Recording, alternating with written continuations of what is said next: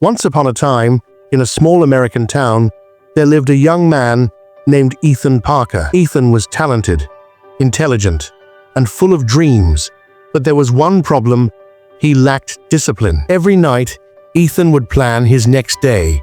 He would wake up early, study, exercise, and work on his goals. But every morning, the alarm rang, and he snoozed it.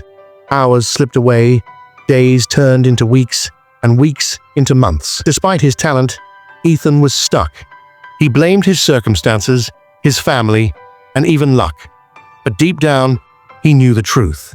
He had no control over his mind. One day, frustrated and lost, Ethan went to visit his old mentor, Mr. William Harris, a retired businessman known for his wisdom. "Sir," Ethan said, "I want to be successful, but no matter how hard I try, I fail. I can't stay consistent." Mr. Harris smiled gently and handed Ethan a small glass jar. Inside it were a few shiny white marbles. "Ethan," he said, "these marbles represent your daily decisions. Every morning, you choose whether you control your mind or let your mind control you. Success isn't about doing big things once. It's about small, consistent actions, repeated every single day." That night, Ethan couldn't sleep. Those words echoed in his mind. Control your mind, or your mind will control you. The next morning, when the alarm rang at 5 a.m., Ethan wanted to hit snooze, but he didn't. He remembered the marbles. He whispered to himself, "One small victory today, that's all I need." He woke up, exercised for 10 minutes, read for 30, and started working on his personal goals. It wasn't perfect, but it was a start. Days passed, then weeks. Slowly, Ethan began training his mind like a muscle.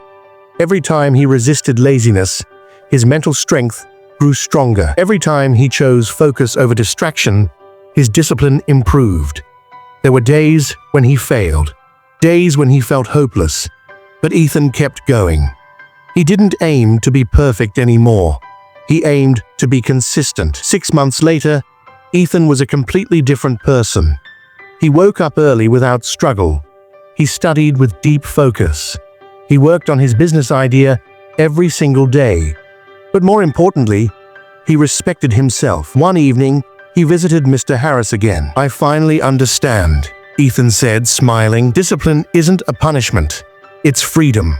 It's choosing what I want most over what I want now." Mr. Harris nodded and replied, "Exactly, Ethan. A disciplined mind creates a disciplined life.